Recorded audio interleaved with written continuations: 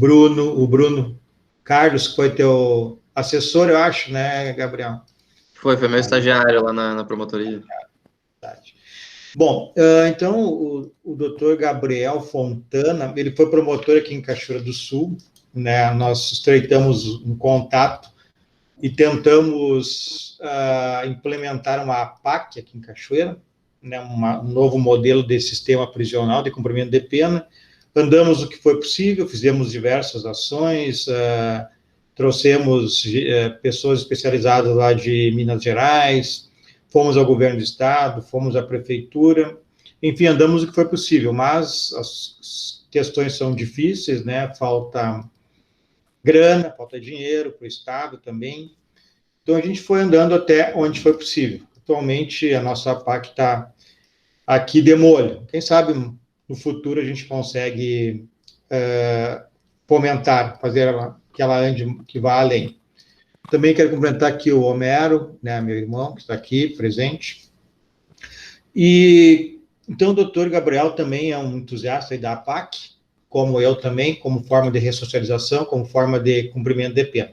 Mas o objetivo hoje desta fala, desta live, é conversar com o doutor Gabriel sobre o pacote anticrime. Foi uma inovação que veio, né, do ex-ministro Sérgio Moro, para combater com mais efetividade o crime, e aí as pessoas vêm conversando, vêm falando, uns vêm criticando, outros vêm elogiando, ou se elogia a parte, se critica a parte, isso é normal, né? Então, com essa ideia de levar aos alunos conhecimento do que é o pacote anticrime e conversar alguma parte dele, que obviamente não vai dar para falar sobre tudo, porque ele é imenso, o doutor Gabriel vai nos brindar com essa fala. Então, como eu disse, o doutor Gabriel foi promotor aqui em Cachoeira, atualmente é promotor em Canoas, e é um grande aí estudioso do direito e desse direito penal com um viés que não seja apenas policialesco e autoritário. Então, doutor Gabriel, muito obrigado, e de imediato já passo aí a palavra ao senhor, pode ficar à vontade pelo tempo que for necessário.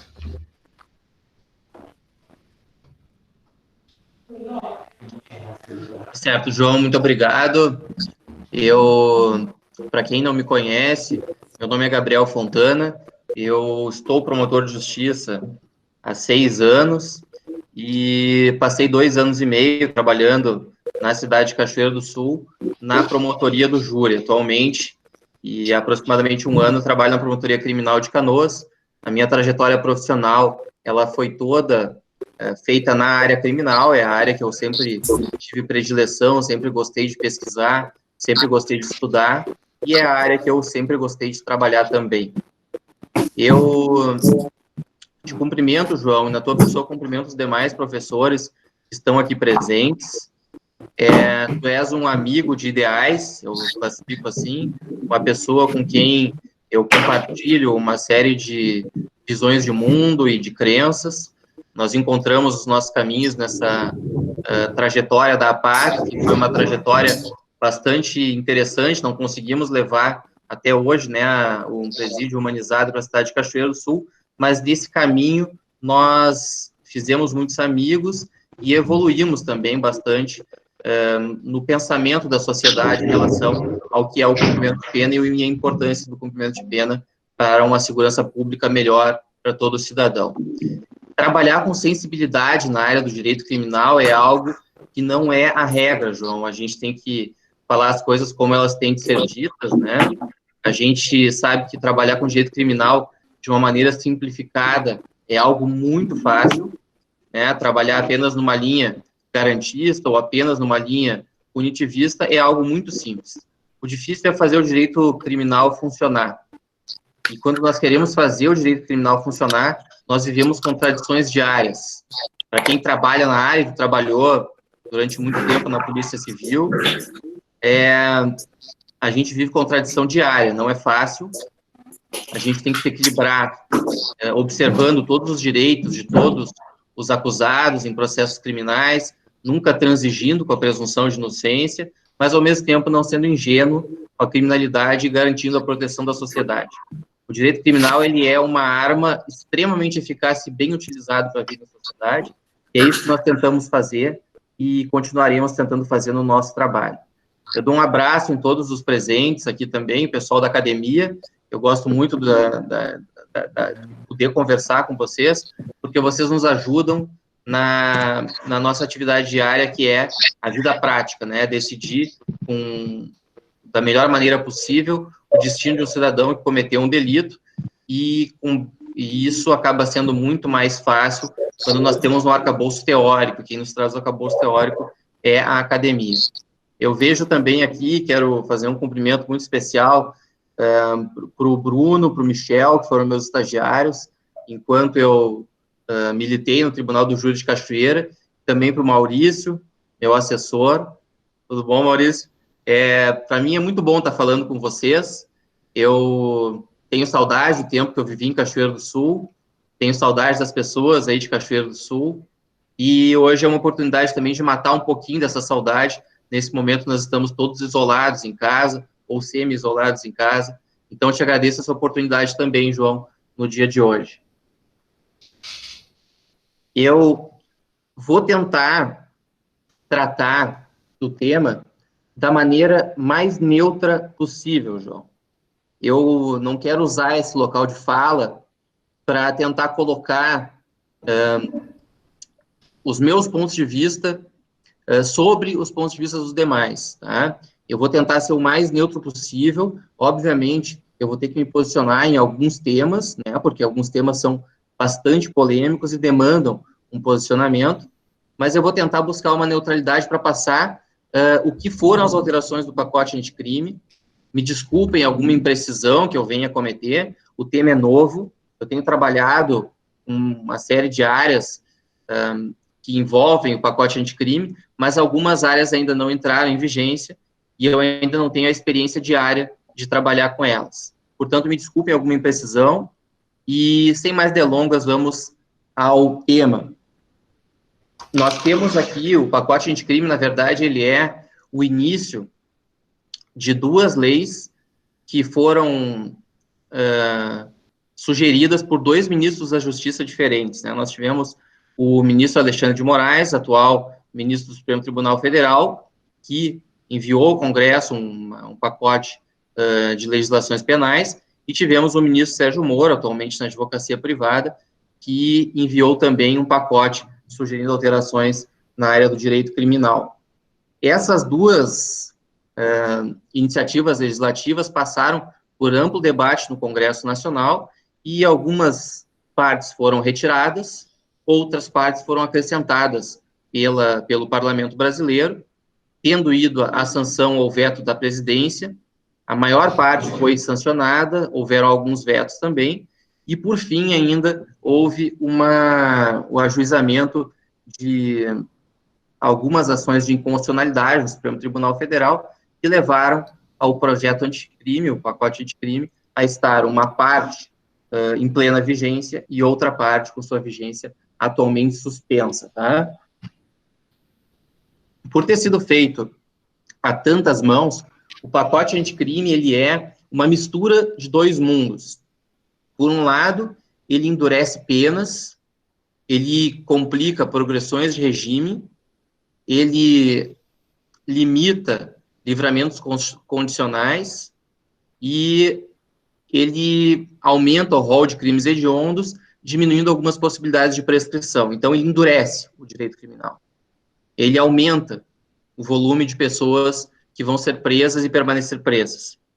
Por outro lado, ele também nos traz uma série de garantias para cidadãos, garantias de imparcialidade, de juízo, como o juízo das garantias, que talvez seja uma das mudanças mais profundas propostas pelo pacote anticrime, e que vão dar mais trabalho para efetivação prática. Nós tivemos também todo um regramento do Instituto da Delação Premiada, o que traz também mais segurança jurídica para todas as pessoas, e tivemos o incremento do acordo de não persecução penal, que é uma iniciativa de direito negocial, no qual as pessoas confessam o delito, assumem uma punição que não seja uma punição de prisão, e assim evitam o processo, uma condenação, eventualmente uma reincidência. Então, é uma mistura de dois mundos, né? Uma mistura de endurecimento com mais garantias. É muita coisa para falar em 1 hora, eu vou tentar ser o mais sintético e, ao mesmo tempo, não simplificador possível. Eu espero que o meu filho, que está com 11 meses, não passe aqui atrás da câmera e tampouco nos brinde com os seus choros e gritos, que às vezes acontece. Na outra live que eu acompanhei, do professor João, junto com o Major Cristiano, bem na hora que o professor foi me cumprimentar, nós tivemos o Caio entrando no quarto e eu tive que manter o meu microfone suspenso, mas hoje eu tentei organizar tudo para que a gente consiga conversar com mais tranquilidade possível. A melhor parte, obviamente, eu vou deixar para a segunda parte da minha fala, porque daí a gente prende os ouvintes e os telespectadores. Eu vou tentar olhar o mais possível para vocês, né, que seria olhar para o olho da câmera aqui, mas é difícil, então eu vou ficar baixando volta e meia meu olho para poder olhar as imagens de vocês enquanto estão nos acompanhando. Alguma dúvida que fique no final, nós vamos abrir para perguntas, e eu também deixo meu e-mail aqui para qualquer pessoa que queira me enviar alguma dúvida, algo que não ficou tão claro, algo que não concordou, enfim, para a gente conversar. O meu e-mail é gc, de Gabriel Cibes, Fontana, @mprs.mp.br, tá? MP de Ministério Público. Mas vamos lá. O Código Penal, então.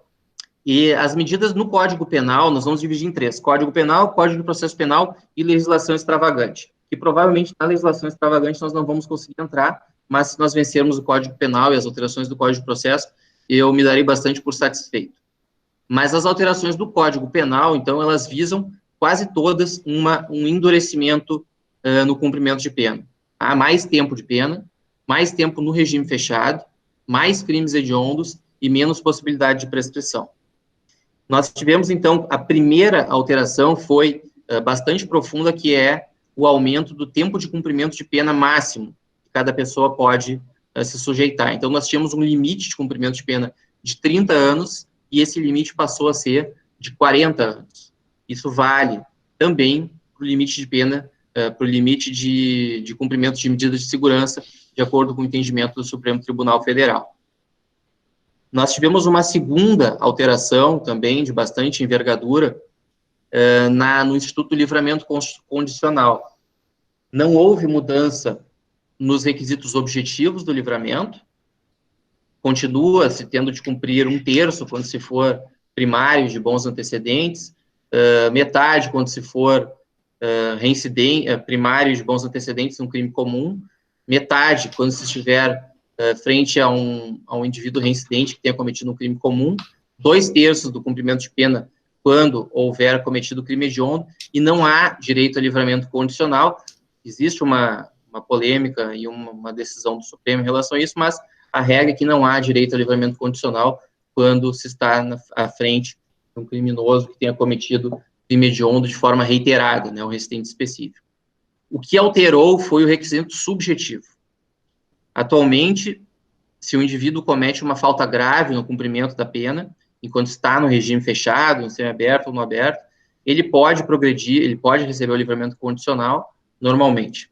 Com a alteração feita pelo pacote anticrime, a falta grave nos últimos 12 meses cometida no cumprimento de pena inviabiliza o livramento condicional.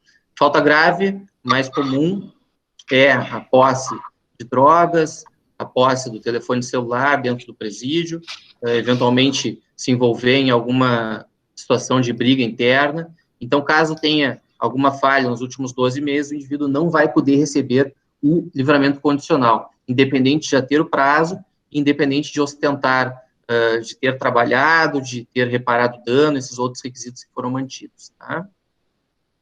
Nós tivemos também uma vedação que veio na legislação para receber o livramento condicional, que é no caso das ORCRIMs, das organizações criminosas. Tá? Um condenado por organização criminosa, e não é que se diga que ele é membro, tem de haver a condenação por ORCRIM. Mas caso o indivíduo seja condenado por organização criminosa e ele siga membro dessa organização criminosa dentro do presídio, ele também não vai poder receber o benefício do livramento condicional. E, novamente, seguir membro de facção não é algo que se retira da ideia de que todos os que estão no presídio são faccionados, ou de que se ele está no pavilhão X, ele é membro dos Manos, se ele está no pavilhão Y, dos Tauras. Não é isso. É importante que haja uma prova, uma interceptação, um relatório de inteligência, algo dizendo que o indivíduo segue membro da facção e, em assim o fazendo, ele demonstra que não está pronto para retornar ao convívio e segue sem o benefício do livramento condicional. Isso foi trazido pelo pacote anticrime. Outra alteração é que os crimes hediondos com morte, então, independente de reincidência ou não, mesmo que seja a primeira vez que cometam crime hediondo com morte, vai ter vedação ao livramento condicional. Nós temos que ver o comportamento do Supremo em relação a essa vedação do hediondo com morte, porque o Supremo já questionou, já taxou de inconstitucional essa possibilidade de livramento, essa vedação ao livramento condicional do reincidente em crime hediondo, porque seria abstrata e porque haveria progressão de regime para o reincidente em crime hediondo. Então, nós temos que ver como o Supremo vai se portar em relação a essa vedação do livramento condicional para o hediondo, a pessoa que comete o hediondo com morte. Houve também uma alteração, e aqui a gente faz um gancho com a LEP, a Lei de Execuções Penais, uma alteração que veio a trazer um escalonamento maior na progressão de regime. Progressão de regime é para quando a pessoa... Nós temos aqui alguns indivíduos que talvez não estejam tão habituados com direito criminal, então algumas digressões eu vou fazer, mas é para quando o indivíduo sai do regime fechado, vai para o semiaberto, depois para o aberto, tá? Então, houve uma alteração, antes eram menores, haviam menos escalonamentos para se obter a progressão de regime, de acordo com a gravidade do crime que se cometia. E agora nós temos um escalonamento muito maior, então 16% do cumprimento de pena para quem cometeu um crime sem violência e for primário, e aí vai subindo, são 25, 30, 50, até se chegar no percentual de necessidade de 70% do cumprimento de pena para progredir de regime, no caso de um hediondo com morte, cometer um crime hediondo com morte. Terceira alteração no Código Penal diz com os efeitos da condenação. Nós sabemos que o efeito principal de uma condenação é cumprir a pena. Nós temos efeitos secundários, que são automáticos, que é a obrigação de reparar o dano, a perda dos instrumentos do crime, sempre que os instrumentos forem ilícitos, tais como uma balança de precisão, por exemplo, no caso do tráfico, e de todo o produto do crime auferido pelo agente. Nós temos os efeitos secundários não automáticos, o juiz precisa fundamentar e dizer que, naquele caso, o indivíduo foi condenado e esse efeito vai ter de incidir e por quê. Esses efeitos não automáticos são a perda do cargo, em determinados crimes contra a administração pública, a perda do poder familiar, em crimes contra os filhos, e a perda da habilitação em crimes cometidos com veículos.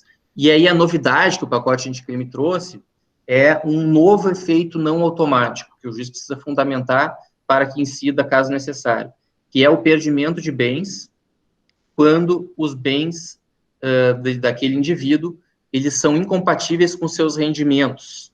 Então, nos casos de crimes com pena máxima prevista superior a 6 anos, que o indivíduo apresente bens incompatíveis com seus rendimentos, ele vai perder tais bens como se fossem o proveito do crime. Então, se pega a diferença entre os bens adquiridos pelo indivíduo naquele momento e as suas rendas no período, e se não bater, se presume que aqueles bens ali foram adquiridos por bens criminosos, por lavagem de dinheiro, por corrupção, e aí ele vai perder esses bens. O Ministério Público deve, obviamente, ter de pedir o perdimento em denúncia, porque daí o réu vai poder se defender desse pedido ao longo de todo o processo, e o réu vai ter o ônus de demonstrar a compatibilidade patrimonial, dizer que recebeu aquele valor de herança, que era uma renda que não havia sido declarado imposto de renda, mas que era lista, enfim, ele vai ter todo o direito de mostrar compatibilidade patrimonial e, assim o fazendo, não perder parte do seu patrimônio. Os instrumentos utilizados pelas ORCRIMs e pelas milícias também serão todos perdidos, mesmo que não sejam de fabrico ou de porte ilícito. Outra alteração importante trazida pelo pacote anticrime. Nós tivemos uma alteração também nas causas suspensivas e impeditivas da prescrição. E aqui eu vou ter que entrar um pouco no tema da prisão em segunda instância, porque uma das causas impeditivas e suspensivas da prescrição, que é quando o Estado perde o seu direito de punir determinado indivíduo pelo transcurso do tempo, mas uma dessas causas que foi criada é justamente o não transcurso da prescrição enquanto houver pendência de recurso para os tribunais superiores, para o Supremo, para o STJ, quando esses recursos foram, no final, declarados inadmissíveis. Essa alteração, ela veio quando o Supremo Tribunal Federal decidia sobre a questão da execução da pena em segunda instância. Nós sabemos que o Supremo, até o ano de 2009, não havia se posicionado enquanto colegiado sobre a Constituição Federal e sobre a possibilidade de execução da pena em segunda instância. Se a pena poderia ser executada pendente um recurso do Supremo ou se ela não poderia ser. Em 2009, o Supremo se posiciona dizendo que a pena só poderia ser executada quando não houvesse pendente mais nenhum recurso. Então, caso houvesse um recurso do Supremo Tribunal Federal, teria que se aguardar para se prender o indivíduo, salvo se ele tivesse contra ele alguma das situações de prisão provisória, se o estado de liberdade dele representasse algum risco à sociedade. Mas caso isso não acontecesse, a pessoa só poderia ser presa quando houvesse transitado em julgado todos os recursos, inclusive os para os tribunais superiores. Em 2016, se não me falha a memória, teve uma virada nessa jurisprudência e se alterou esse entendimento. E aí, em 2019, no ano passado, esse entendimento virou novamente. E aí, quando o Supremo estava tomando aquela decisão sobre a volta da execução da pena, sobre o fim da execução da pena em segunda instância, ou não, houve bastante politização da questão, pessoalização da questão. O julgamento, ele deixou de ser algo apenas técnico do direito e passou a ser algo que movimentou pensamentos, almas e gerou bastante polarização da sociedade. Naquele período, quando o ministro Dias Toffoli foi dar sua decisão de Minerva, vetando a execução da pena em segunda instância, ele, para tentar reduzir um pouco o alcance das pessoas que argumentavam que isso representaria impunidade, ele manda um projeto de lei para o Congresso, que é justamente esse que acabou sendo aprovado, que acabou com a prescrição, com o transcurso da prescrição, enquanto pendem recursos dos tribunais superiores. Então, atualmente, a pessoa não pode ser presa enquanto pender recurso dos tribunais superiores, mas também não transcorre a prescrição, impedindo a impunidade desses crimes. Também foi criada uma segunda causa suspensiva, que é quando o acordo de não persecução penal encontra-se pendente, o Ministério Público propôs o acordo, a defesa e o acusado aceitaram esse acordo e o indivíduo está cumprindo as condições do acordo de não persecução, o processo fica suspenso, nem se inicia, na verdade, e a prescrição também fica impedida de iniciar. Uma quinta alteração no Código Penal diz com crime de roubo, uma alteração também bem impactante do ponto de vista do endurecimento penal. Primeiro foi criado um aumento de pena em relação ao crime de roubo cometido com arma de fogo de uso restrito ou raspado, que são um maior número de roubos, as armas raspadas, as armas de tráfico, as armas produtos de crime, as armas subtraídas de residências de indivíduos que vão parar na mão de criminosos. Então, quando utilizadas para cometer o crime de roubo, vão ter um aumento de pena sob a pena base do dobro, Então, bastante impactante. Também passou a se entender como crime hediondo, uma série de crimes de roubo que antes não eram entendidos como crimes hediondos. Então, nós temos aqui o sequestro relâmpago, né, o crime de hediondo, crime de roubo cometido com a privação de liberdade. Nós vamos ter o crime de roubo cometido com qualquer arma de fogo, e não só arma de fogo de uso restrito ou raspado, o crime de roubo cometido mediante explosivo, e o crime de roubo cometido que resulte em lesão grave. Todos passaram a ser hediondos, junto com o roubo com resultado morte, que já o era.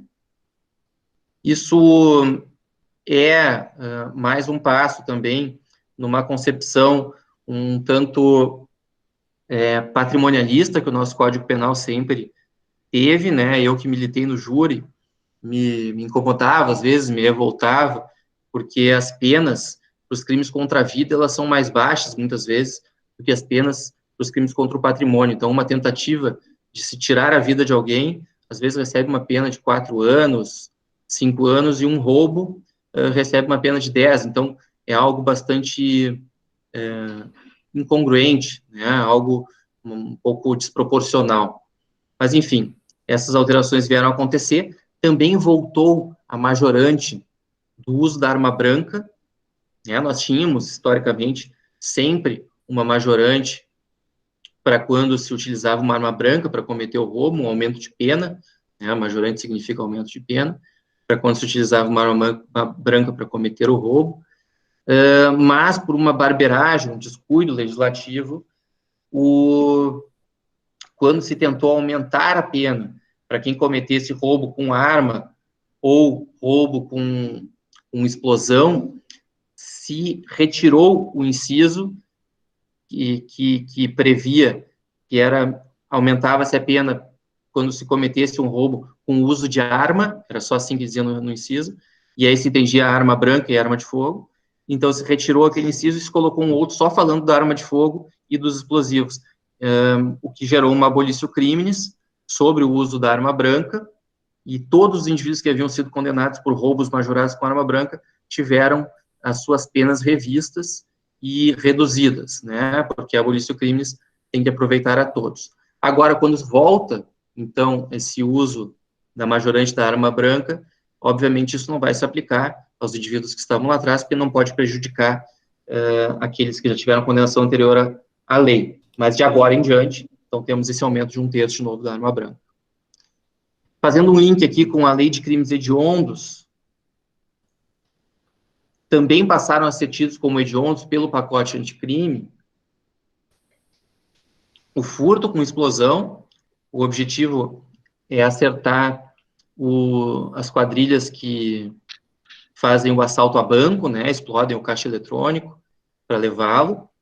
A organização criminosa voltada à prática de crimes hediondos passou a ser hedionda. O posse e aporte de arma de uso restrito passou a ser hediondo.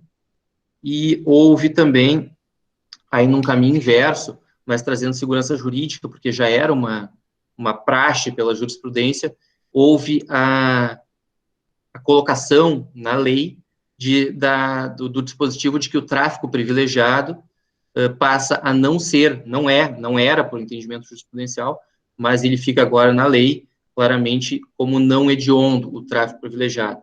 Lembrando que o tráfico privilegiado é o tráfico cometido pelo indivíduo que é primário, de bons antecedentes, que não faça parte de organização criminosa e não se dedica a atividades criminosas.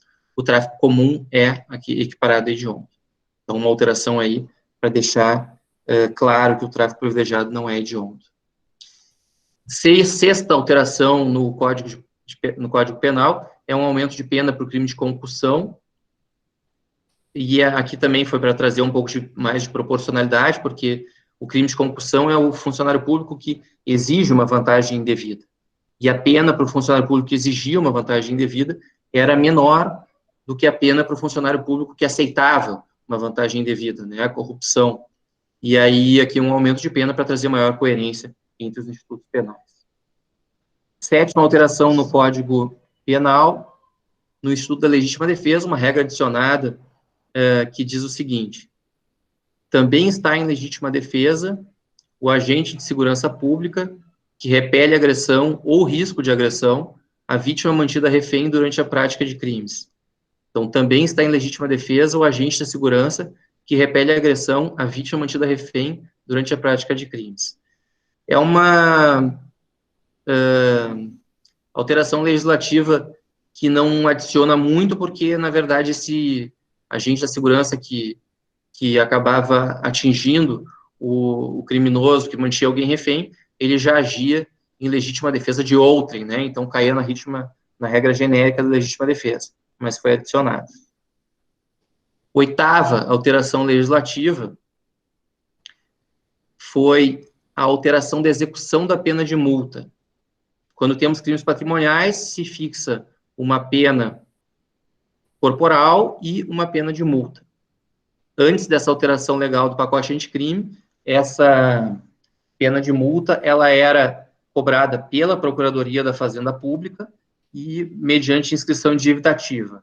Agora, vai ser cobrado no juízo de execução penal e pelo Ministério Público. Eu, como atualmente não trabalho mais na execução penal, eu não sei como é que tem sido isso na prática, pois o Maurício pode nos contar um pouco, meu assessor especialista em execução penal, para ver se na prática já tem sido aplicado e como tem funcionado essa alteração legislativa. E, por fim, a última alteração do Código Penal, que é a única que não endurece pena, é no crime de estelionato. O crime de estelionato, anteriormente, ele não demandava representação, ele era um crime de ação penal pública incondicionada. Então, o Ministério Público, ao saber, né, e a polícia, ao tomar conhecimento de um crime de estelionato, ela tinha o poder e o dever de agir, né, independente de provocação da vítima. E, atualmente, o crime de estelionato passou a ser um crime de ação penal pública condicionada à representação. Então, há necessidade de a vítima manifestar interesse na persecução do autor do fato para que isso venha a ocorrer. Tem algumas exceções ali, quando é cometido contra menores de idade, eu não me recordo de qual as exceções, mas tem algumas exceções. Mas a regra geral agora é a necessidade de representação, e isso, então, vai retroagir os processos que já estão em andamento. Bom, essas eram as alterações no Código Penal. Num segundo momento, e aqui é um momento que eu acho que dá mais pano para manga até da nossa conversa, nós vamos falar um pouco sobre as alterações do Código de Processo Penal. Alterações que vieram a gerar uma separação maior entre as funções acusatória e a função jurisdicional em relação ao juízo das garantias, vieram a fazer com que o juiz tenha de ser um agente mais passivo e inerte no processo penal, porque ele passa a não poder mais determinar uma série de medidas de ofício, e trouxeram também algumas questões de direito penal negocial, né, no direito processual penal negocial do acordo de não persecução penal. A lei, o pacote anticrime, né, a lei, agora não me recordo o número, ela entrou em vigor em janeiro de 2020. Houve o ajuizamento, então, de 3 ações de inconstitucionalidade. Quem quiser dar uma olhadinha depois, a principal é a 6299. E o que fez com que essas alterações no Código de Processo Penal, elas não estejam todas em vigência atualmente. Né? As alterações do Código Penal estão todas valendo, não tem nenhuma que esteja suspensa. Mas as alterações do Código de Processo Penal, muitas não estão valendo ainda. O que aconteceu? O prazo de vacatio legis, né, o prazo para que uma lei passe a vigorar, depois de promulgada e aprovada pela Presidência da República, ele é de regra de 30 dias, que é o tempo para as instituições se adequarem e também para a população em geral tomar conhecimento da lei. Pela profundidade das alterações, o ministro Dias Toffoli, do Supremo Tribunal Federal, que é o presidente, e isso ocorreu em janeiro, então ele acabou dando essa decisão justamente por causa do recesso, ele aumentou esse prazo de vacatio legis para 6 meses, dizendo que haveria necessidade de mais tempo para que todo mundo se adequasse para poder passar a adotar todas as alternativas. Depois ele passa esse processo para o ministro Luiz Fux, que é o ministro relator, e aí ele concede uma medida cautelar para suspender 100 dias, sine die, uma série de dispositivos do pacote anticrime, e o resto passa a entrar em vigor. Tá? A justificativa, é bem interessante de ler essa lei do ministro Fux, é a necessidade de organização judiciária. Eu não acredito, e aqui é uma posição pessoal, que exista algum motivo para que isso não venha a entrar em vigência no seu devido tempo. Não há motivo nenhum, porque passou pelo devido processo legal, foi objeto de deliberação pelo Parlamento, aprovação pela Presidência da República, então não haveria motivo para que não entre em vigência essas alterações. Mas, de fato, são alterações profundas, que demandam alguma organização do Poder Judiciário, e que, portanto, nós precisamos aí não nos atropelar, né, para começar a valer tudo isso. As 4 partes que foram suspensas pelo ministro Fux, e nós vamos falar delas, porque acredito que vão entrar em vigor, são a implantação do juízo das garantias. O juízo das garantias, ele é uma alteração bastante profunda, que é a criação de 2 juízes que vão atuar no mesmo processo. Ao invés de um juiz atuar durante toda a fase da investigação, da instrução processual e julgar o processo, a partir do momento em que entrar em vigência o juízo das garantias, nós vamos ter um juiz que vai atuar na fase da investigação. Então, esse juiz ele vai mergulhar mais na investigação e, de fato, isso prejudicaria, e aqui também é uma posição pessoal, pode prejudicar a sua capacidade eventual de isenção para depois julgar o processo. Então, aqui nós vamos ter um juiz que vai ser o juiz que vai avaliar a necessidade de a expedição de um mandado de busca e apreensão, o juiz que vai determinar a interceptação telefônica, que vai determinar quebras de sigilo bancário, fiscal, telefônico, que vai determinar as prisões.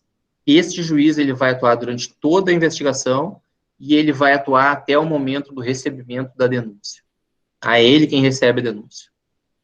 Depois de recebida a denúncia, ele vai encaminhar os autos do processo para um outro juiz, que vai ser o juiz da instrução, e o juiz da instrução ele vai validar toda a prova, vai colher os depoimentos judiciais e vai ser ele quem vai decidir. Um juiz, portanto, mais distanciado da investigação em si, é quem vai decidir a sorte do indivíduo. Uma segunda situação que vem da legislação do juízo das garantias, que foi adicionado no Código de Processo Penal, além dessa criação dos 2 juízes, é a vedação de várias iniciativas do Poder Judiciário durante a investigação e durante a instrução, nos 2 momentos.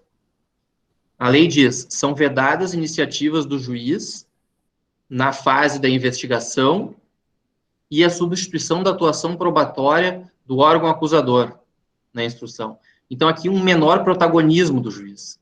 E essa mudança é muito profunda, porque o juiz só vai poder determinar medidas, deferir medidas solicitadas pela polícia, pelo delegado de polícia, ou pelo Ministério Público. Ele vai ter menos protagonismo. Ele não vai poder mais, de ofício, determinar uma prisão preventiva, por exemplo. Ele não vai poder mais trazer testemunhas do juízo. Ele não vai poder mais, ele determinar uma perícia. Ele não vai poder mais fazer perguntas em audiência. Ele não vai poder mais determinar um reconhecimento em audiência. Isso é o que diz a lei. Vamos ver como a jurisprudência vai se comportar, né? Mas antes, que nós tínhamos antes, e atualmente segue valendo, enquanto a lei, nesse ponto, não passar a entrar em vigência, nós tínhamos o que nós chamamos de um sistema acusatório mitigado, né?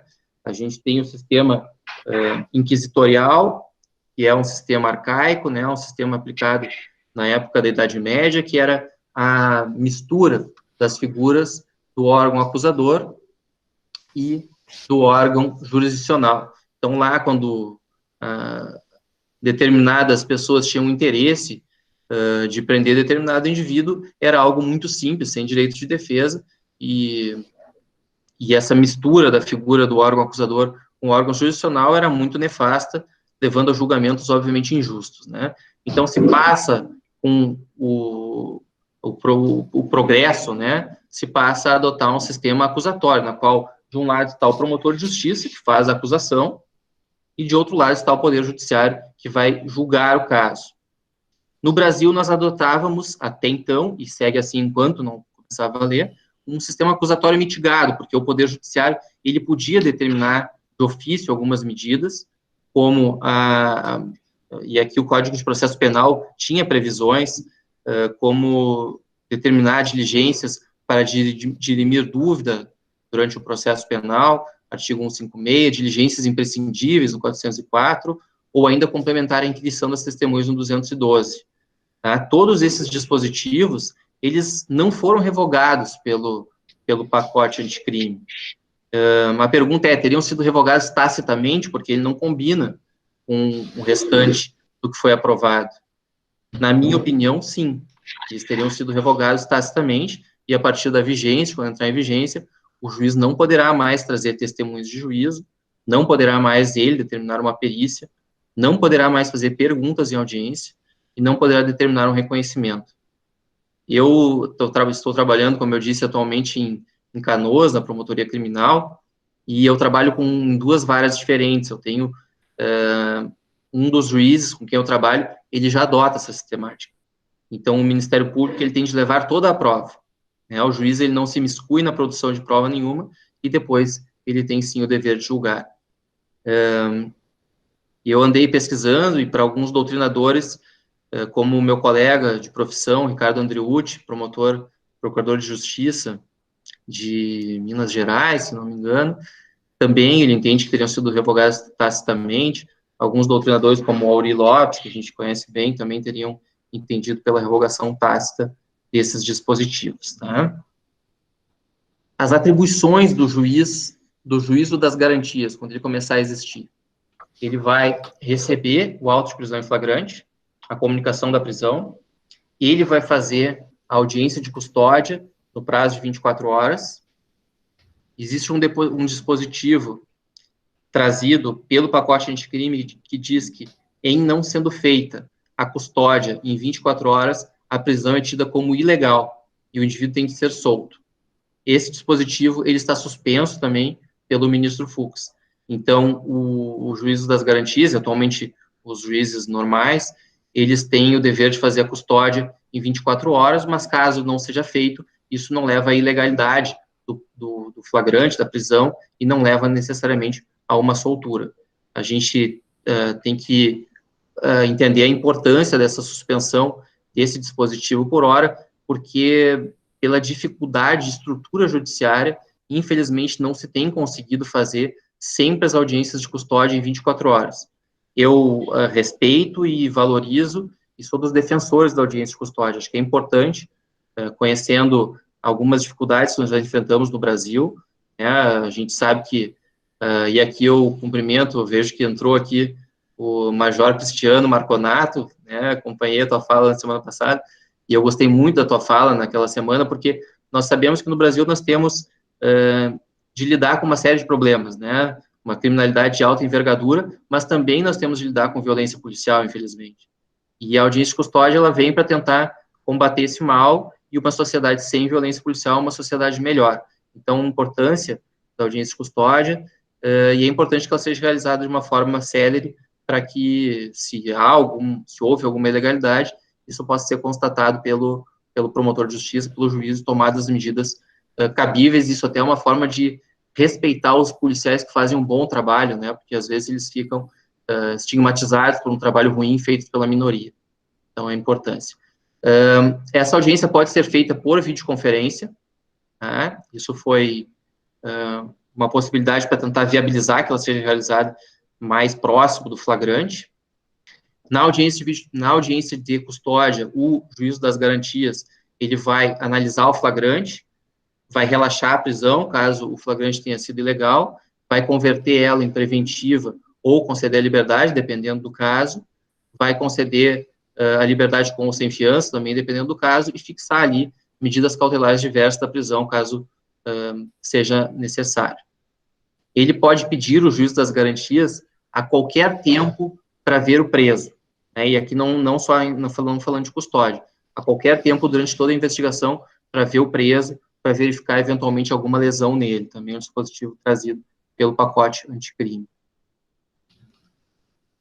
E depois, durante a investigação, o juiz das garantias vai decidir sobre requerimento de prisão provisória, sobre medidas cautelares. Lembrando que, uma alteração bem impactante, para quem trabalha na área sabe, ele não vai mais poder decretar de ofício uma prisão provisória e nenhuma medida cautelar.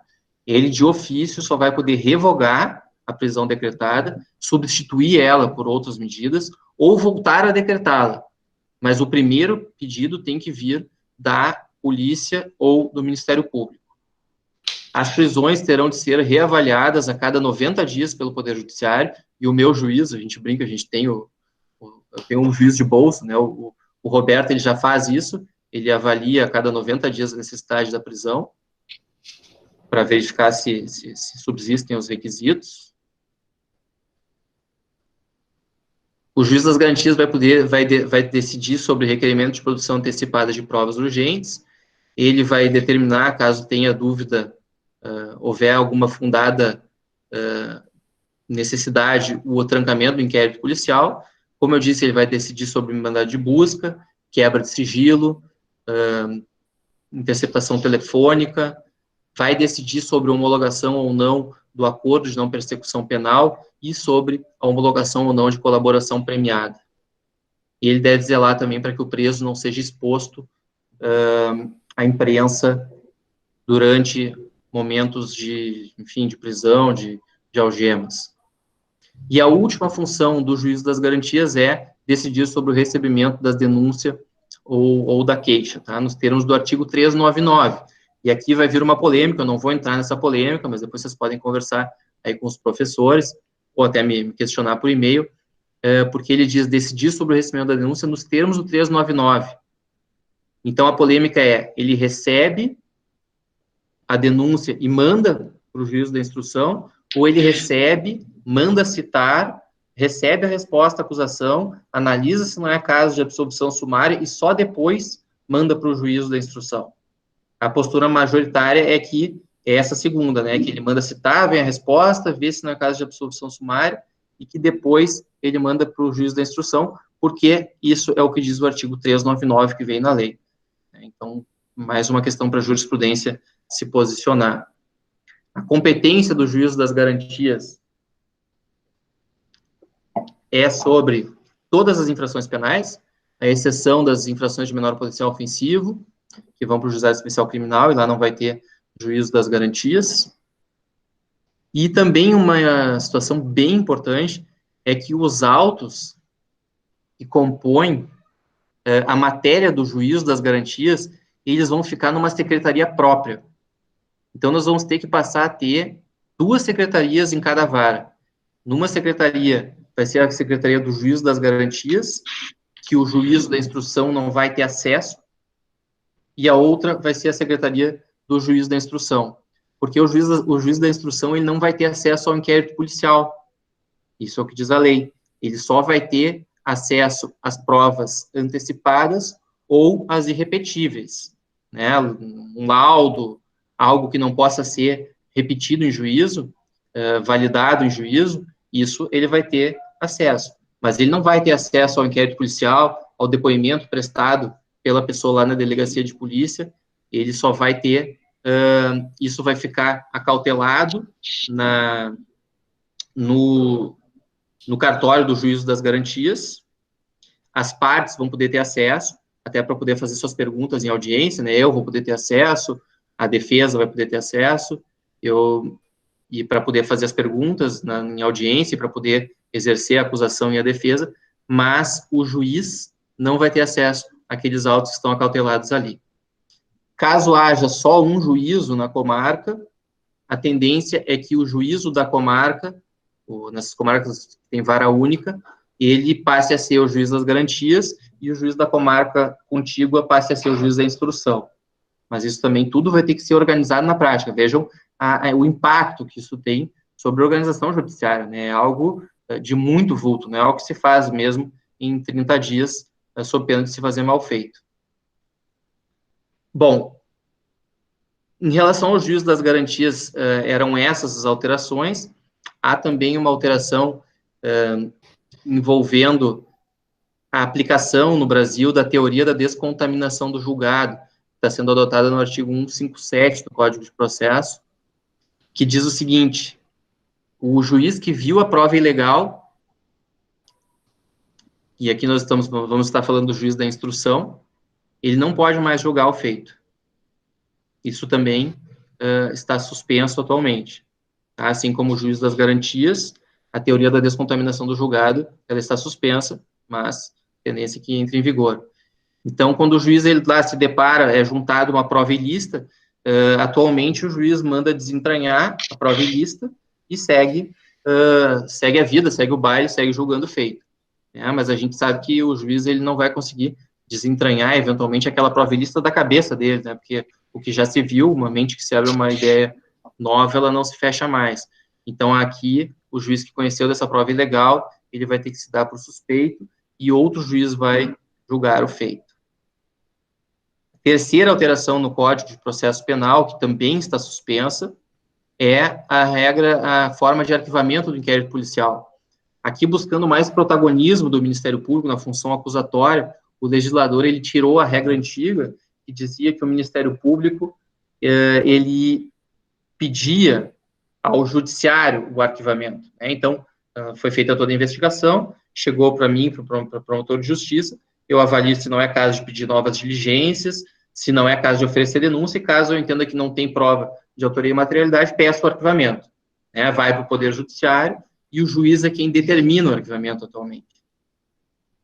A regra nova é diferente. O Ministério Público, ele decide, ele promove o arquivamento, e o juiz não participa desse arquivamento.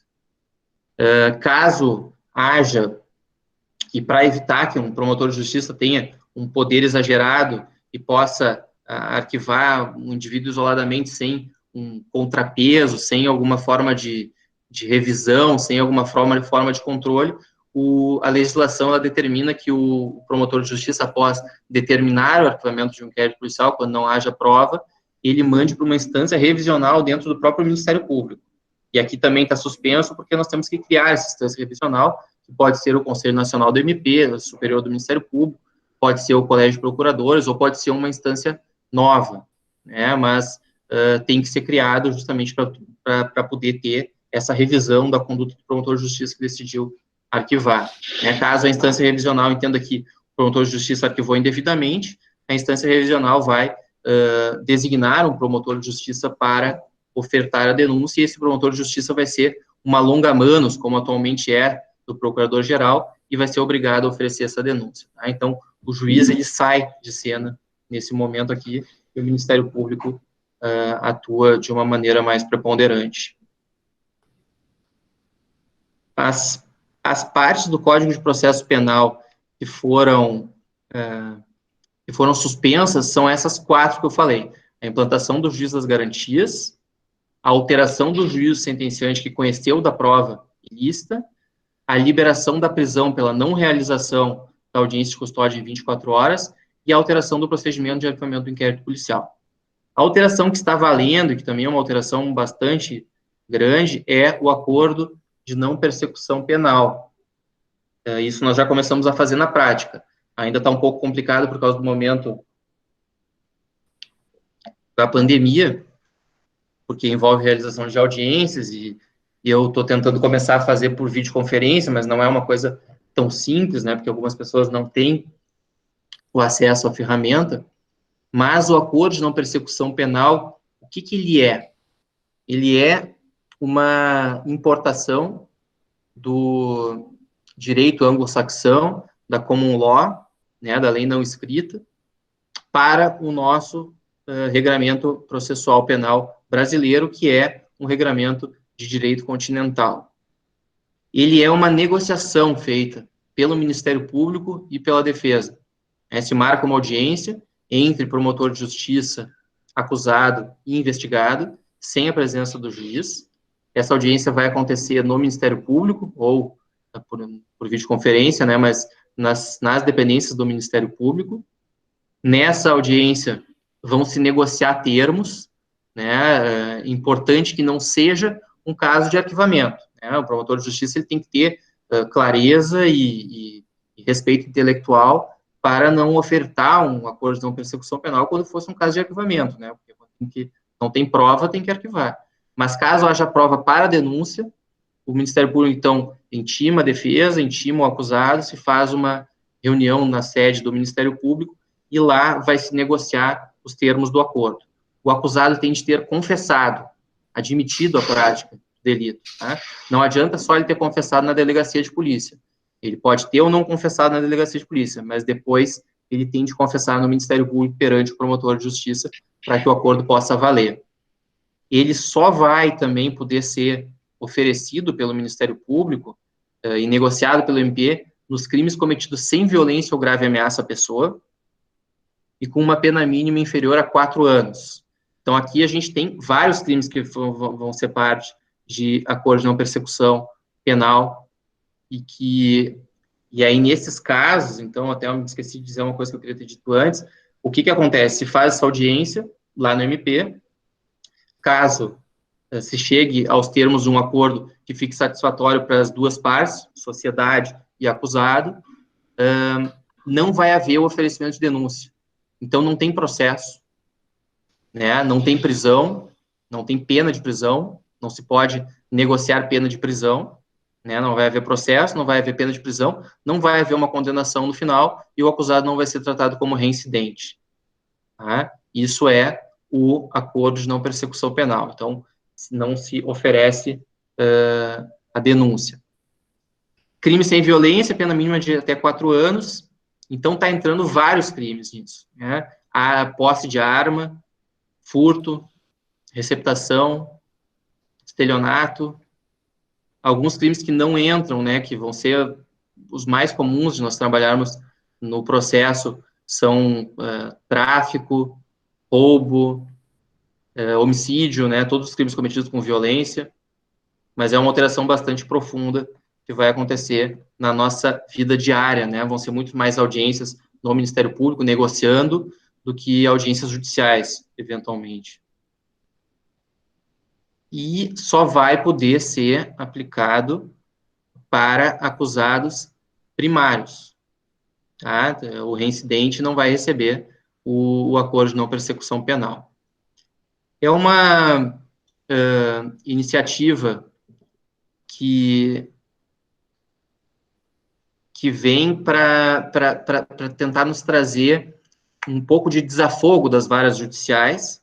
Né? Atualmente, nós não conseguimos dar vazão à quantidade de crimes que são cometidos na sociedade, então a demora para os julgamentos é muito grande, em casos de réu solto, especialmente, e essa demora ela é ruim para todos, né? Às vezes gera prescrição e o crime fica sem a devida punição, às vezes também gera a sensação de impunidade no acusado, e a justiça tardia é uma não justiça, né? A justiça ela tem que ser aplicada no seu tempo real e efetivo para que, de fato, combata a criminalidade.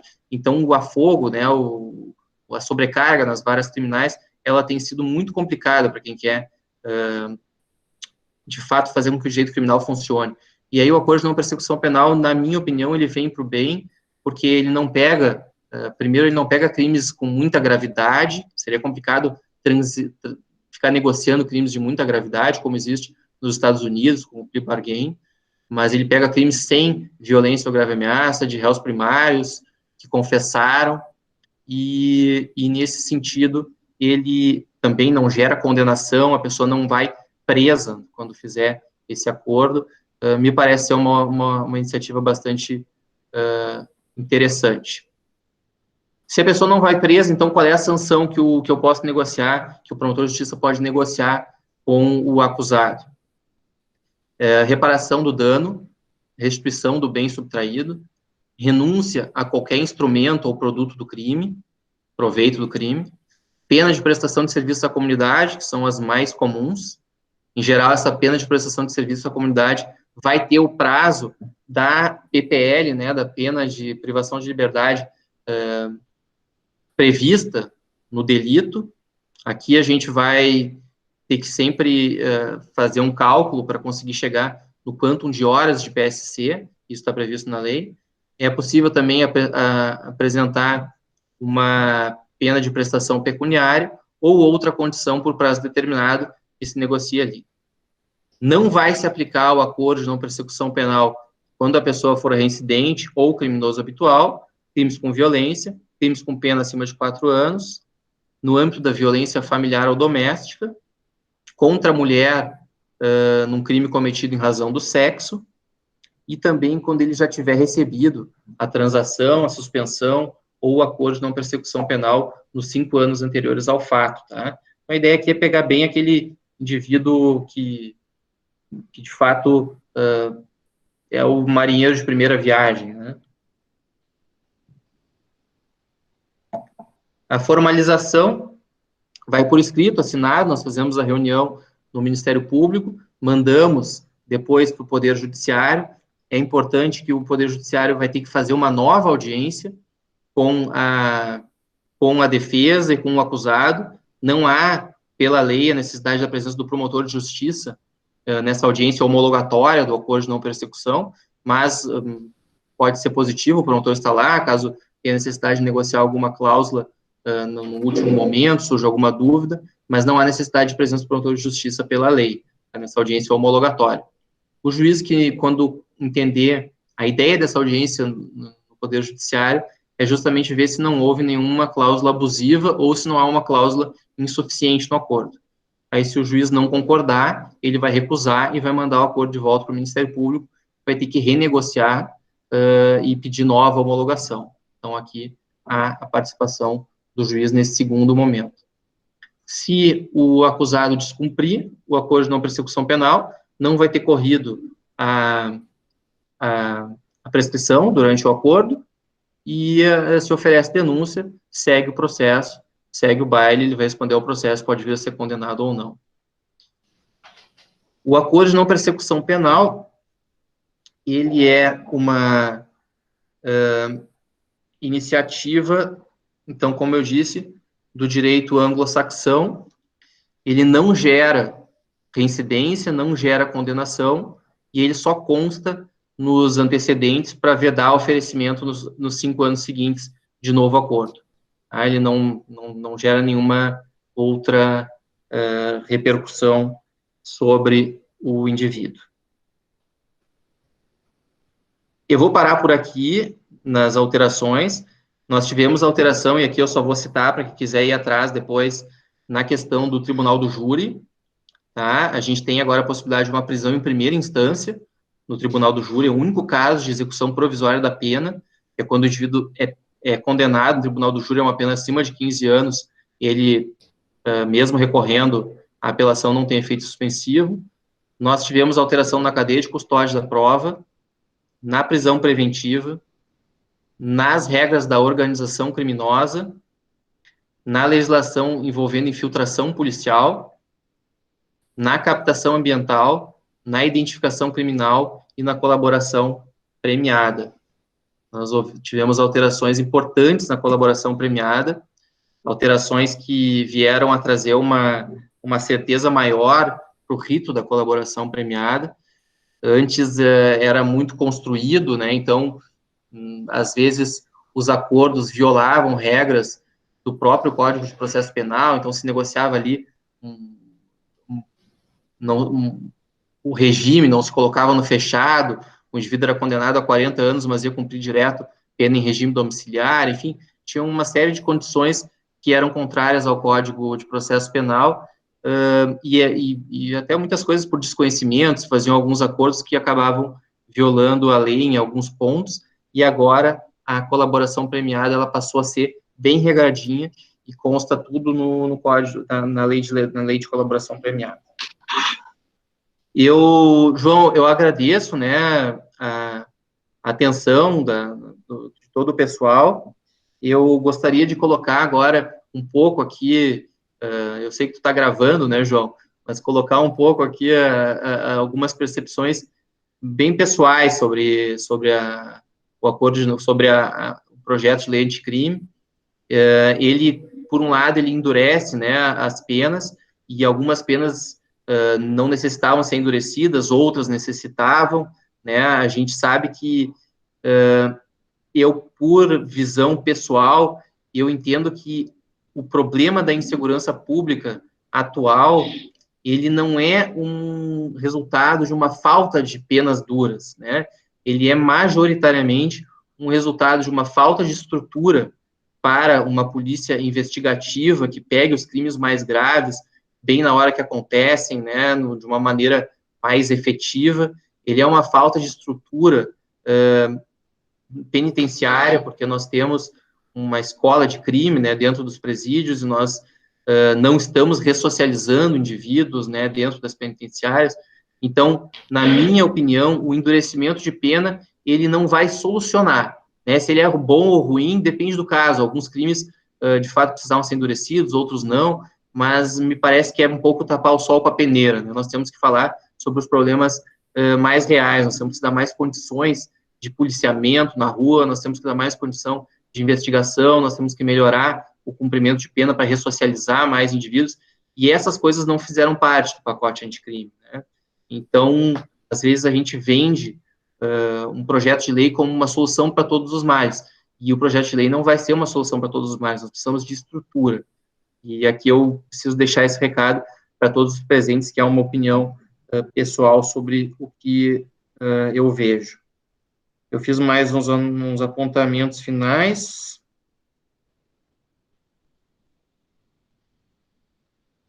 A questão do juízo das garantias, me parece que vai dar bastante trabalho para aplicar, mas com o tempo pode ser positivo. Acredito que um sistema penal ele precisa ter legitimidade para ser respeitado.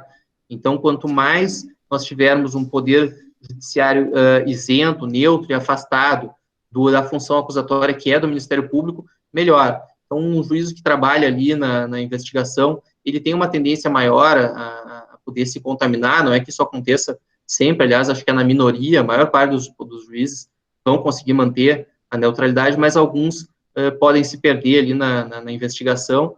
Então, a existência do juiz das garantias me parece trazer mais tranquilidade para todas as partes do processo, inclusive para o Ministério Público, né, saber que o juízo vai estar bem afastado e vai estar julgando com uma imparcialidade garantida aos olhos de todos, né, aos olhos do acusado, para que o acusado saiba que foi julgado por um juiz imparcial e, assim, respeite a decisão judicial sem questionamentos, né, trazendo mais paz social. O ANPP, o apoio de não persecução, também me parece uma alternativa bem interessante para crimes cometidos com menos gravidade, para desafogar um pouco as varas judiciárias e nos trazer um pouco mais de efetividade. E, por fim, eu quero agradecer a atenção de todos. Eu falei mais do que eu gostaria, eu sempre falo uns 15 minutos a mais do que eu gostaria.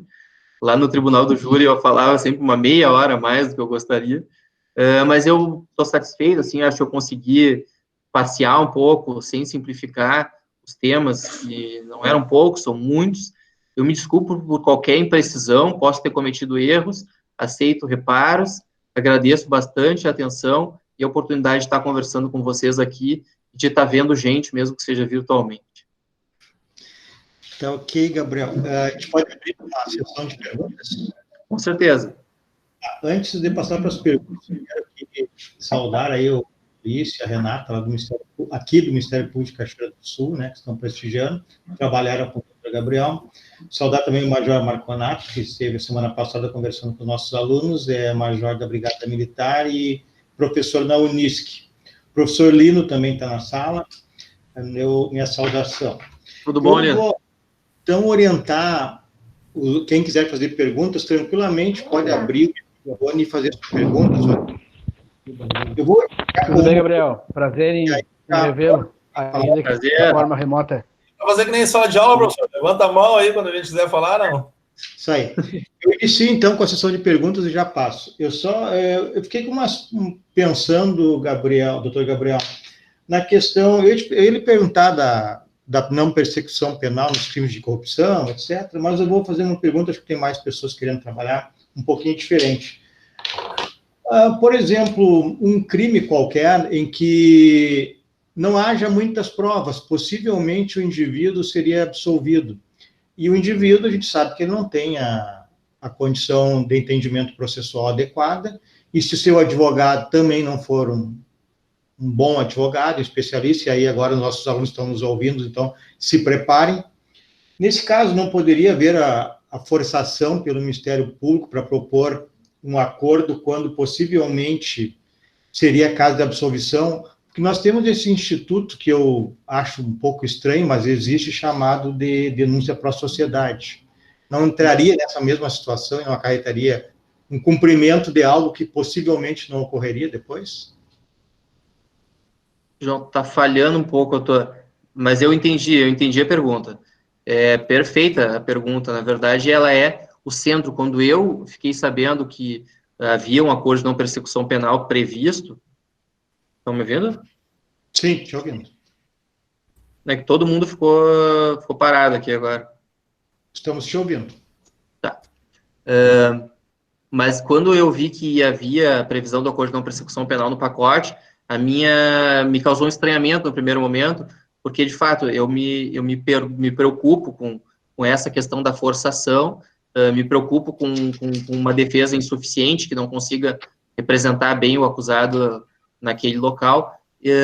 Aliás, isso foi responsável por um índice grande de encarceramento nos Estados Unidos, né? A gente sabe que lá existe o acordo de não persecução, e existe também o plea bargain, que é uma variante do acordo de não persecução que gera condenação. Então a pessoa transige, né, ela confessa, ela recebe uma pena de prisão e ela recebe uma condenação em crimes com uma gravidade maior do que esses crimes que nós temos o acordo de não persecução penal.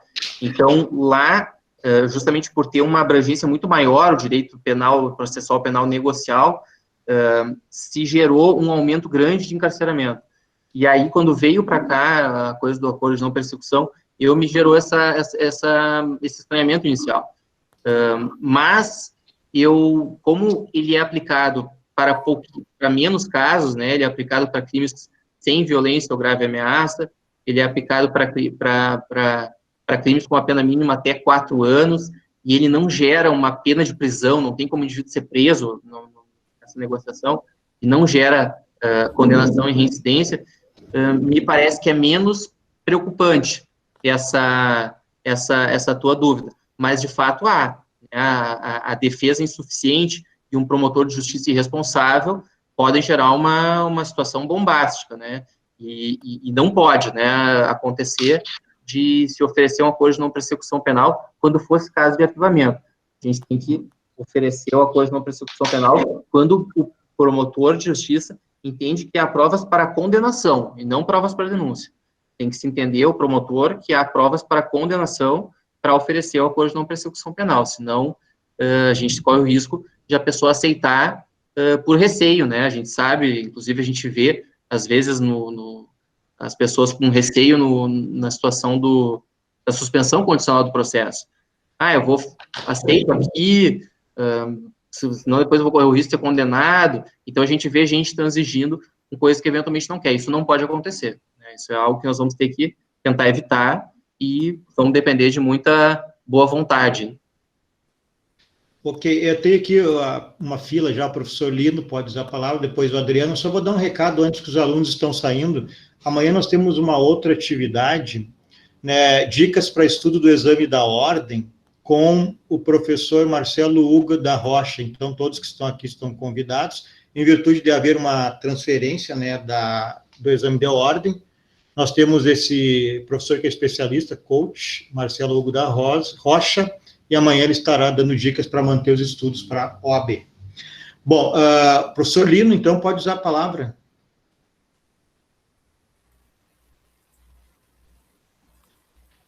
Bom, enquanto o professor Lino se ajeita, quer falar aí, Adriano? Posso adiantar, professor. Em primeiro lugar, quero cumprimentar o doutor Gabriel pela palestra, achei muito, muito bacana, foi muito didático, foi muito esclarecedora. E, além disso, também quero cumprimentá-lo pela sua posição. Eu creio que nesses meus 6 anos aí de militância na advocacia criminal, você é o primeiro promotor que tem uma visão um pouquinho mais garantista, né? E tem essa noção de que a solução dos problemas da ordem criminal não é aumentar a pena, não é jogar o indivíduo dentro do presídio. Achei muito bacana o seu posicionamento. Professor, tira uma dúvida aqui, estou bem curioso com relação ao acordo de não persecução penal. Por exemplo, um indivíduo foi pego na sua residência ali com drogas e arma. Vai responder lá pelo artigo 16 da Lei 10.826 e pelo artigo 33 da Lei 11.343. Em tese, a soma dos delitos, ele não teria direito ao acordo de não persecução penal. Pergunto, seria possível uma divisão disto? E, por exemplo, no delito de posse de arma, oferecer o acordo e ele responder, ser denunciado tão somente pelo tráfico? Na mesma circunstância, ele foi preso no mesmo local, cometendo os 2 delitos. Isso, exatamente. Não, nesse caso não. Nesse caso, ele vai ser denunciado pelos 2 crimes. Mas eu até agradeço também as tuas colocações. Eu queria te dizer que a gente encontra bastante gente que tem pensado de maneira semelhante, como eu tenho pensado, e até eu não gosto muito, né, do termo garantista e punitivista, porque são termos que são carregados de simbolismos que polarizam as pessoas e que afastam, né, e eu tenho achado que esse é um dos maiores problemas que nós estamos vivendo na nossa sociedade atual, que é justamente esses termos que afastam, assim. Então, eu gostaria de me colocar, assim, como um promotor que lida com equilíbrio, né, com a sua função. Eu acho que o encarceramento, ele é uma coisa importante, na verdade, em determinadas situações, né, a gente sabe que tem indivíduos que têm que ir para o cárcere, né, obviamente não este cárcere como ele está colocado atualmente, nós temos que melhorar o cárcere, mas a pena de prisão, ela acaba sendo algo indispensável para a vida em sociedade também, eu tenho que colocar isso, deixar isso bem pontuado, porque dentro do meu equilíbrio profissional, assim, eu mando muitas pessoas para o cárcere e acho que tenho que continuar fazendo isso, mas ao mesmo tempo eu preciso lutar para melhorar a condição do cárcere, porque senão não adianta, eles saem e cometem crimes de novo e me dão mais trabalho, né? Então eu estou fazendo isso por mim, na verdade, também. Na verdade, o problema não cumpre a sua finalidade, né? Isso. Fazer com que o indivíduo pague, por assim dizer, o seu delito para com a sociedade, buscar responsabilizá-lo. A gente sabe que, infelizmente, não funciona dessa forma. Eu fiz essa pergunta com relação à persecução, professor, porque eu tenho percebido no Juizado Especial Criminal, além de advogado, eu sou conciliador criminal aqui na comarca de Cachoeirinha, algumas situações onde o indivíduo é preso, por exemplo, cometeu um delito e tem a posse, o promotor está fazendo a divisão, manda para mim. Né? Não, mas a gente não, eu não faço isso, a gente sempre, quando tem a conexão, né, os crimes são conexos, a gente eu ofereço denúncia, por exemplo, foi pego com arma e com droga, a posse, né, de droga, então sim, eu ofereço a denúncia para os dois no juízo comum, a gente não separa. Perfeito. Major Marconato, ele quer fazer uso da palavra. Boa noite, João, né? Boa noite aos alunos, né? Em especial cumprimentar nosso palestrante da noite, Dr. Gabriel, né? Meus cumprimentos pela explanação, Dr. Gabriel, bastante arejada, bastante clara, concisa, mas precisa. Muito importante, né? A gente discutir essa matéria até pela questão da novidade, de institutos que sequer são aplicados ainda, e tudo isso nos remete a um estudo pautado, cuidadoso, para que a gente possa até mesmo entender os reflexos disso tudo no futuro, e como muito bem o senhor colocou ao final da sua palestra. Então, foi muito uma noite proveitosa, né, muito bom, eu estou muito satisfeito com o que eu ouvi, seus posicionamentos, então, bem interessante. Eu só queria, já que nós temos os alunos aí, chamar atenção para uma pequena curiosidade, né? O senhor falava no início ali a questão do deslize legislativo, a época da alteração do crime de roubo, que se retirou a arma branca, tentando uma tentativa de aumentar, né, a punição pela majorante, se retirou a arma branca e agora retornou. Mas vejam só, nós temos ali, então, o roubo enquanto crime hediondo, quando tem privação da liberdade, quando tem emprego de arma de fogo, de uso permitido ou restrito, e quando ele é qualificado pelo resultado lesão grave ou morte. E o legislador foi além, alguma coisa até certo ponto exagerada, na minha concepção, do furto, tornou o furto qualificado com uso de explosivo também um crime hediondo. E vejam vocês essa situação, tá? Em que pese, na maioria maciça, né, dos furtos com dos roubos com explosivo, eu ter privação de liberdade ou uso de arma de fogo, então, indistintamente, eu não vi nenhum crime desses que não tivesse, nós podemos, num exemplo hipotético, né, ter um roubo com uso de explosivo em que a grave ameaça não se dê com o uso de arma de fogo e nem com a privação de liberdade da vítima, por exemplo, e que desse roubo não resulte lesão corporal grave ou morte. Então, se nós tivermos essa condição num roubo somente com uso de explosivo, onde, por exemplo, ser usada uma arma branca, ele não será crime hediondo, ao passo que se fosse somente um furto com uso de explosivos, seria equiparado a hediondo. Então, nós temos essa discrepância. Como eu repito para vocês, dificilmente eu não vá ter uma dessas majorantes no roubo com uso de explosivos, tá? Sempre vai ter. Agora, pode acontecer, e aí é um deslize, é uma brecha que a lei deixa, para que eu tenha um roubo que use explosivos e não seja hediondo, ao passo que o furto com uso de explosivos sempre será hediondo. Então, é uma curiosidade, são as consequências da análise da lei nova que a gente vai fazendo, né? Só a título de contribuição de um curioso, de alguém que se debruça em cima disso todos os dias para analisar. Mas, novamente, reiterar meus cumprimentos, João, pela iniciativa, ao doutor Gabriel pela bela explanação. Então, estou plenamente satisfeito, aos colegas que eu não conhecia e fico conhecendo agora, ao menos online. Muito obrigado e uma boa noite a todos, pessoal. Obrigado, Major. Professor Lino, se estiver aí, quiser usar a palavra, está à disposição, só abrir o microfone. Enquanto isso, nós temos mais uma pergunta aqui, doutor Gabriel, que é do Alexandre, está aí no chat. Como o senhor visualiza a aplicação do pacote anticrime em épocas de virtualização do processo? Como eu visualizo a aplicação do pacote anticrime em épocas de virtualização do processo? Isso. Algumas questões a gente está tendo que se adaptar, né?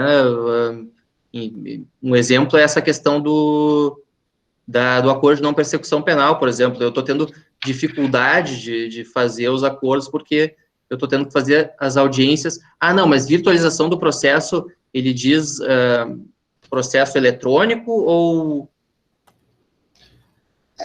Ele não deixou claro. Se o Alexandre estiver aí e quiser fazer a pergunta, Alexandre, pode se manifestar. Ele fala que é de virtualização dos processos. Se alguém... Fiquei um pouco em dúvida da pergunta. Enquanto ele se manifesta ali, te fazer outra pergunta, doutor Gabriel, e teu entendimento sobre o crime de corrupção no acordo de não persecução penal. Claro que provavelmente, normalmente haverá incidência de outros crimes, né, junto, e aí a pena se tornará mais alta. Como é que é, João? Desculpa, eu não ouvi. Teu pensamento sobre os crimes de corrupção no acordo de não persecução penal? A legislação ela tem que ser abstrata, né? Mas é complexo. É que normalmente também haverá incidência de vai ter lavagem junto, né? Sim, exatamente. Bom, eu não sei, o Alexandre não se manifestou aqui. Doutor Lino está aí, Lino? Pode usar a palavra aí, professor Lino. Tem que abrir o microfone, hein?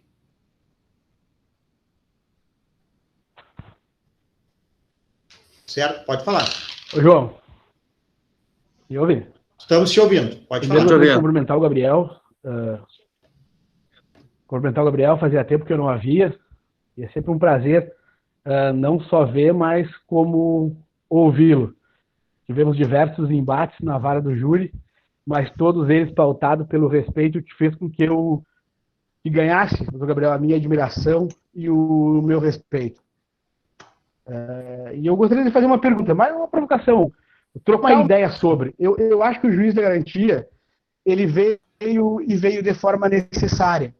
Embora a incoerência do ministro Fux, porque a partir dele as audiências de custódia no STF se tornaram, através do voto dele, algo que se tornou real, e agora ele suspende o dispositivo legal que trata efetivamente da audiência de custódia. Se quisesse suspender toda a questão do juiz de garantia, mas que não fosse incoerente em relação à audiência de custódia. Mas vamos em frente.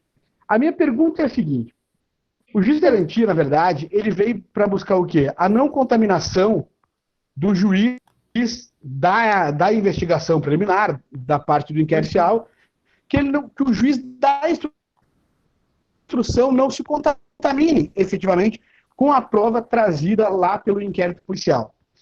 E aí eu me pergunto assim, a Constituição Federal, ela traz uma série de garantias, um princípio da inércia da jurisdição, o Código de Processo Penal ainda tem resquícios do sistema inquisitório, mas o juiz é equidistante às partes, certo? E quando eu vejo a necessidade de um juiz de garantias, é sinal que todas as garantias, a meu juízo, que a Constituição prevê, elas estavam mitigadas pelo juiz. Elas estavam sendo vistas de forma muito superficial pelo juiz, a ponto de que hoje eu festejar o juízo das garantias. Será que não está havendo uma crise muito forte no sistema?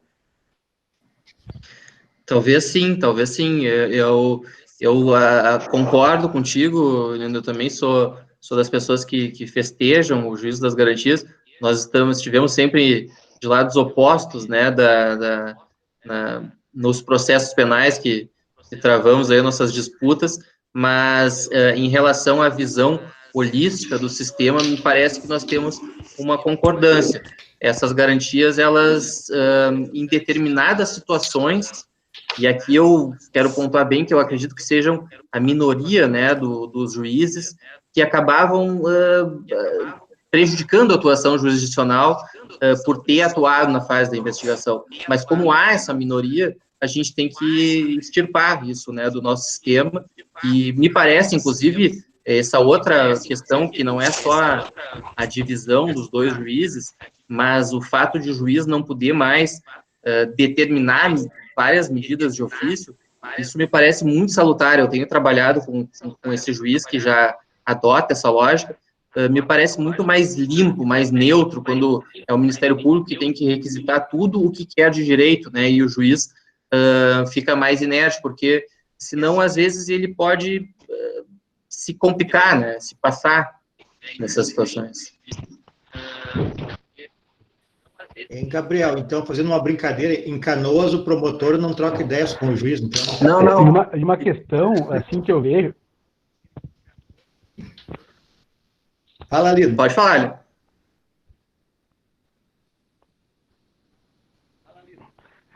Não, a minha questão é a seguinte, a gente tem uma circunstância que é muito presente isso no dia a dia forense, que é, por exemplo, o Código de Processo Penal, que ele nos diz, hoje, tanto o Ministério Público quanto o Ministério, ele é o responsável pela prova, do fato denunciado.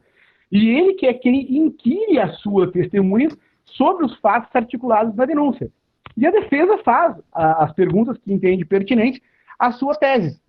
E ao juiz é dado apenas o direito de quê? De esclarecimento de algum ponto que tenha ficado contraditório daquela fala da testemunha. E muitas vezes a gente vê o quê? O juiz questionando a testemunha, entendeu? Sobre outros fatos ou decorrentes daquela fala. E é comum, às vezes, também, o quê? Por questões de substituição, por vezes colidências em promotores atuando em mais de uma vara, como é o seu caso aí, do Ministério Público estar devidamente intimado para uma audiência, tem uma colidência, justifica a ausência e acaba, muitas vezes, dependendo do juiz que estiver na presidência do ato, Ministério Público prejudicado, passa a palavra da defesa. Perfeito. E se não há nenhum esclarecimento a fazer, o juiz se queda silente e encerra aquela oitiva. Mas muitas vezes o juiz se vale da função do Ministério Público, inquirindo a testemunha para fazer a prova que não teria sido feita. E isso, eu acho isso muito grave.